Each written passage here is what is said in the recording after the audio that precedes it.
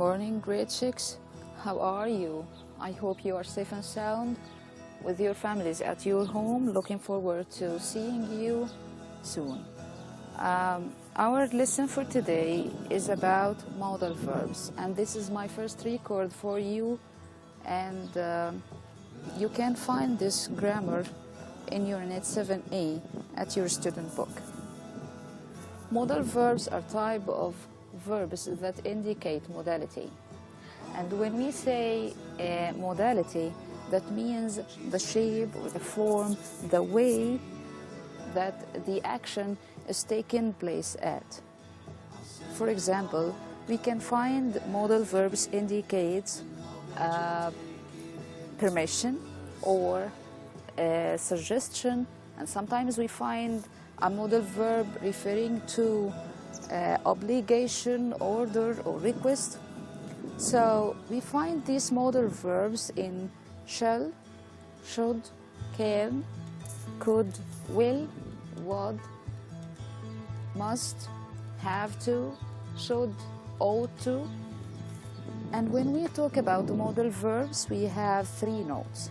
The first note, how can I give the affirmative form of the modal verb? The modal verb followed by the infinitive. For example, we say, you must study hard, or you should see a doctor. You can play football. Okay, so we put the infinitive after the modal verb in the affirmative form. And in the negative form, we put not directly after the modal verb. For example, you mustn't or you must not play in the street. Or you should not, you shouldn't eat too much sweets. I will not come tomorrow, or I won't come tomorrow. So we put not directly after the modal verb. In the question form, we put the subject after the modal verb.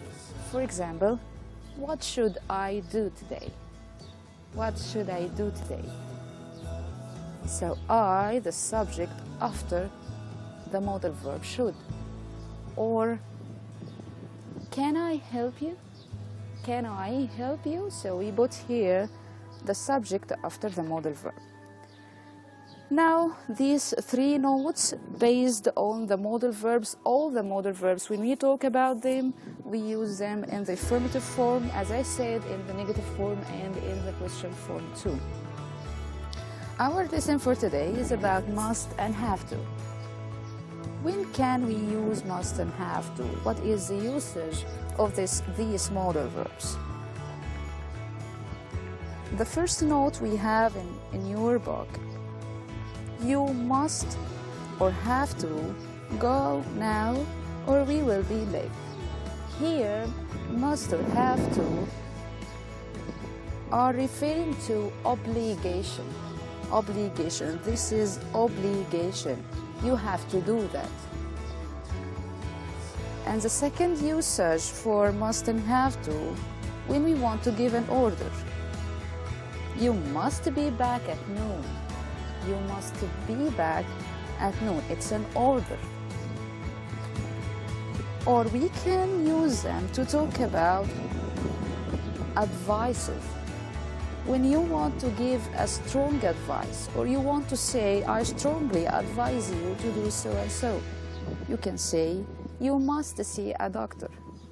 I advise you to see a doctor. I strongly advise you to see a doctor. When your school put a rule, or your country have rules, they use must and have to. These days we can say, you must stay at home. It's a rule.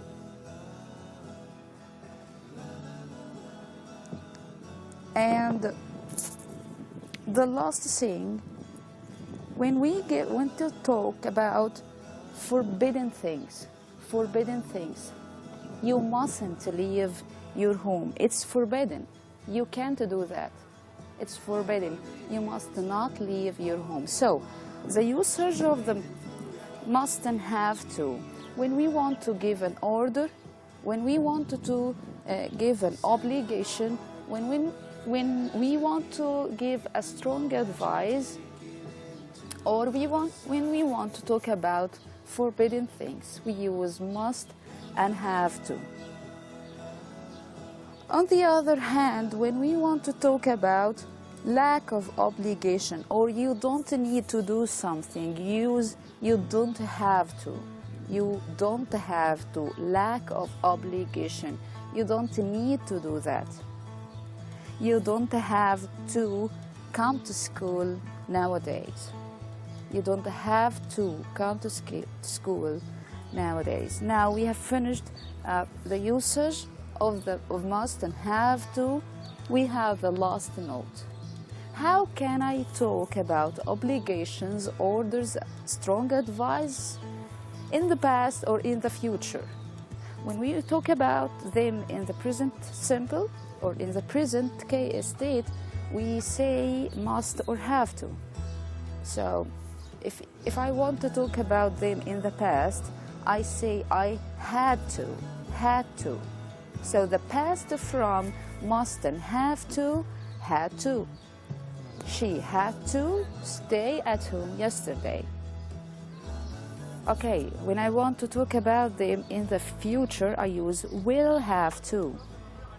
I will have to leave to Cairo tomorrow. So will have to. I hope you understood what I explained for today. And finally, I want to say that I missed all of you. See you soon. Bye.